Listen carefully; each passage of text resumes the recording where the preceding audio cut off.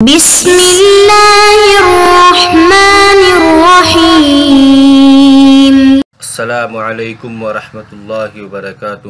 عزیز طلبہ و طالبات، تقابل ادیان و مذاہب کا سبق نمبر 15 آج ہم پڑھ رہے ہیں۔ اس سبق کا عنوان ہے ہندو دھرم میں ذات پات کا نظام، اسی کو طبقاتی نظام بھی بولتے ہیں۔ ہندو مذہب کی سب سے بڑی خاصیت یہ ہے کہ اس کے اندر طبقاتی نظام پایا جاتا ہے، جو بہت ہی ذلیل اور گھناؤنا ایسا نظام کہیں کسی اور مذہب یا کسی اور قوم میں نہیں پایا جاتا۔ یہ خالص آریوں کی دین ہے۔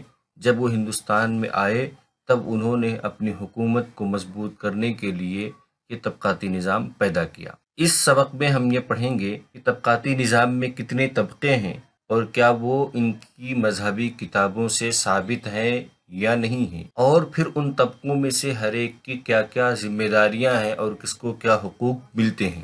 ہم پڑھتے ہیں کہ طبقاتی نظام مذہبی کتب کی روشنی میں، یعنی ہندو دھرم کی مذہبی کتابوں کے حوالوں سے طبقاتی نظام کی کیا حیثیت ہے۔ کہتے ہیں کہ ہندو دھرم کی ابتدا یعنی ویدک عہد میں ہی، جب ہندو دھرم کو ویدک دھرم کے طور پر جانا جاتا تھا، تبھی سے ہی آریوں نے انسان 4 طبقوں میں تقسیم کر دیا تھا۔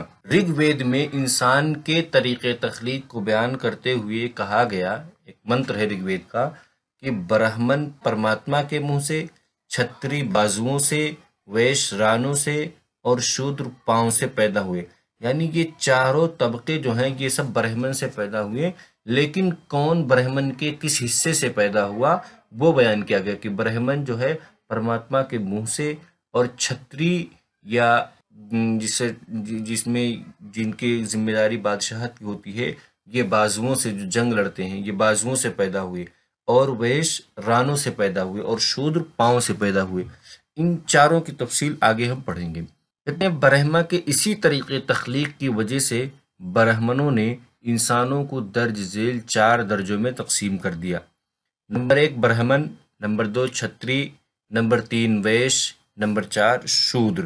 طبقاتی نظام کے اغراض و مقاصد۔ طبقاتی نظام کیوں بنایا گیا، اس کا کیا مقصد ہے؟ کہتے ہیں کہ آریوں نے ذات پات کے نظام کو اس لیے وضع کیا تاکہ ہندوستانی اقوام پر ان کا غلبہ و تسلط ہمیشہ برقرار رہے۔ پھر اس نظام کو تنقید سے بالاتر رکھنے کے لیے انہوں نے اس کی مذہبی بنیادیں فراہم کر دیں تاکہ کوئی تنقید کی جرات نہ کر سکے۔ آریوں نے اس طبقاتی نظام کی اتنی عمدہ اور خوبصورت انداز میں تشریح کی کہ مفتوح و مغلوب اقوام کے دلوں میں فاتح آریہ کے تعلق سے نفرت و عداوت کی بجائے احترام و تقدیس کا جذبہ پیدا ہو گیا۔ اس عبارت کا مطلب یہ ہے کہ آریوں نے ہندوستانی اقوام پر اپنے غلبے اور تسلط کو ہمیشہ قائم رکھنے کے لیے یہ نظام وضع کیا۔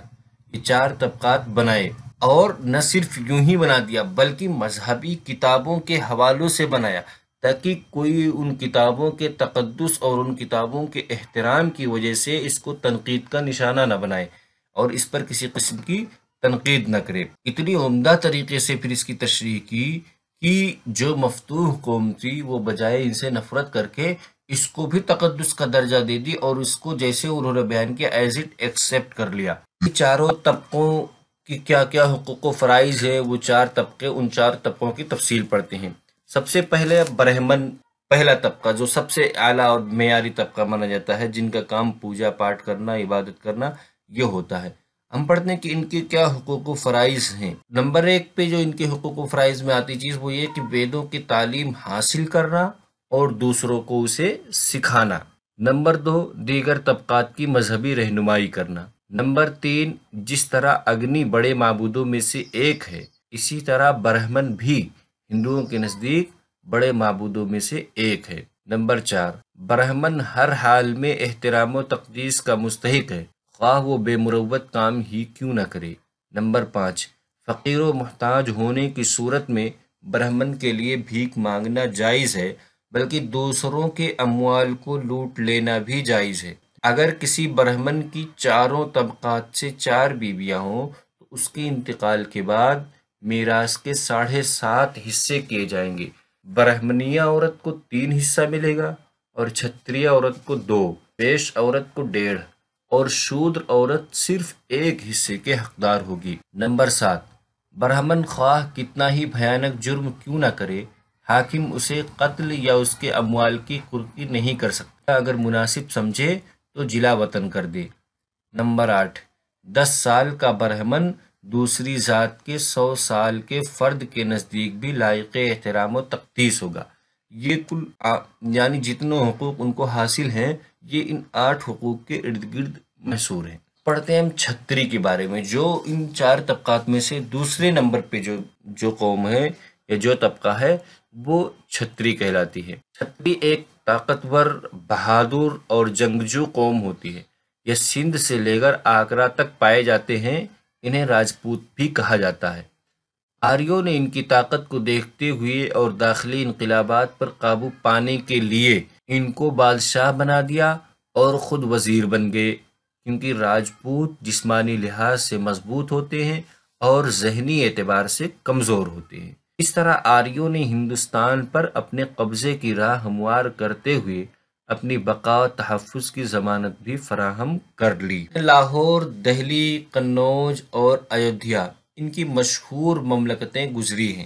راجپوتوں یا چھتری کی مشہور مملکتوں میں لاہور، دہلی، قنوج اور ایودھیا یہ مشہور مملکتیں رہی ہیں۔ اب چھتری کے حقوق و فرائض کیا ہے، ان کو کیا حقوق ملتے ہیں اور ان کے فرائض کیا ہے۔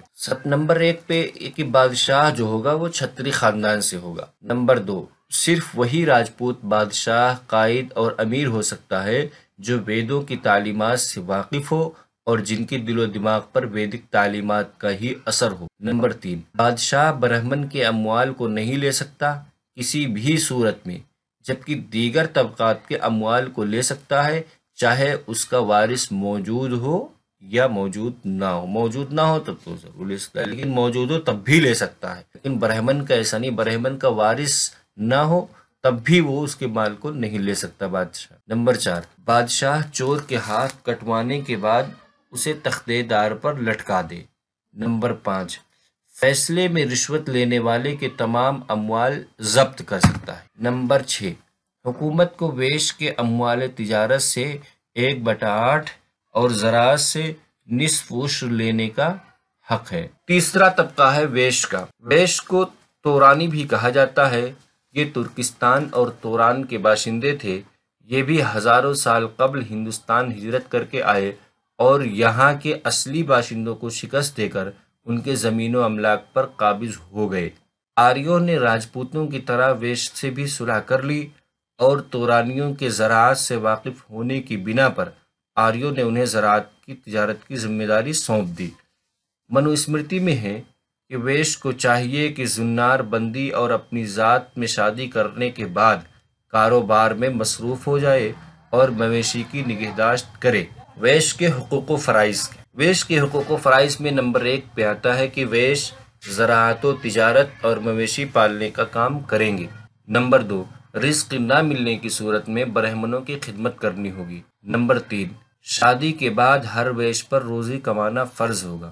نمبر 4، اس طبقے کو جواہرات، موتیوں، مونگوں، معدنیات، کپڑے اور عطورات کی قیمتوں سے واقف ہونا ضروری ہوگا۔ نمبر 5، ناپ تول کے فن سے واقفیت ضروری ہوگی۔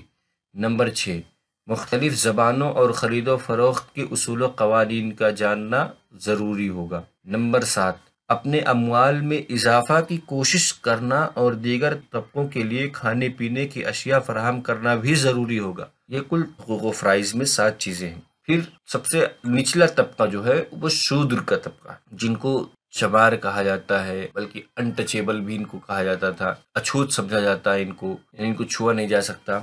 یہ ہندوستان کے شودر جو ہیں ہندوستان کے اصل اور قدیم باشندے ہیں، جو آریوں کی آمد کے بعد ہندو معاشرے کا ذلیل ترین طبقہ بن گیا۔ یہ آریوں سے 1000 سال تک برسر پیکار رہے۔ بالآخر آریوں کو ان پر فتح حاصل ہوئی اور یہ سب قیدی بنا لیے گئے۔ آریوں کی ایک بڑی تعداد جنوبی ہندوستان اور پہاڑوں میں آباد ہے۔ آریوں نے ان کے دلوں سے شریفانہ زندگی گزارنے کا جذبہ بھی نکال دیا، یعنی ان کو اس قدر ستایا کہ ان کے دل سے ان کے ذہن میں غلامی پیوست ہو گئی اور یہ شریفانہ زندگی گزارنا بھی بھول بیٹھے۔ اور منو نے اپنی قوانین میں انتہائی حقیر و خسیس فرائض انہیں عطا فرمائے۔ شودر کے فرائض، شودر کے فرائض یہ ہیڈنگ اس لیے قائم کیا گیا، اس میں حقوق کا لفظ نہیں رکھا کیونکہ ان کو کوئی حق نہیں ہے، ان کے پاس بس ذمہ داریاں ہی ذمہ داریاں۔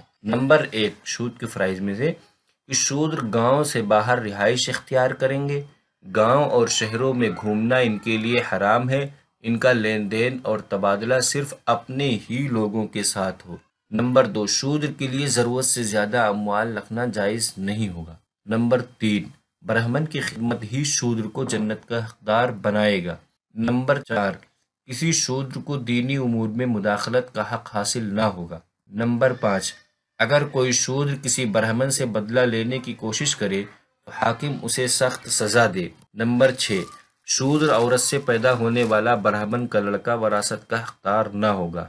نمبر 7 شودر بلا ملال کیے ہوئے تینوں طبقات کی خدمت کرتا ہے۔ یہ شودر کے 7 فرائض ہیں، ان کے علاوہ فرائض تقریباً اسی میں آتے ہیں۔ اور باقی آج کی اس سبق کا خلاصہ، اس سبق کا خلاصہ سب سے پہلے اس سبق میں ہم نے پڑھا کہ طبقاتی نظام کو پڑھا کہ طبقاتی نظام مذہبی کتب کی روشنی میں کیا ہے، پھر اس کے بعد پڑھا کہ طبقاتی نظام کے اغراض و مقاصد کیا ہیں، پھر پڑھا چاروں طبقوں کے حقوق و فرائض کیا کیا آتے ہیں۔ سب سے پہلے ہم نے پڑھا برہمن کے بارے میں، برہمن کے کیا حقوق، پھر چھتری کے بارے میں پڑھا، چھتری کے حقوق و فرائض کو پڑھا، پھر ویش کے بارے میں پڑھا، پھر ویش کے حقوق و فرائض کو پڑھا، پھر شودر کے بارے میں پڑھا، پھر شودر کے حقوق و فرائض کو پڑھا۔ چاروں طبقوں کے بارے میں ہم نے مختصر طور پہ اس سبق میں پڑھا۔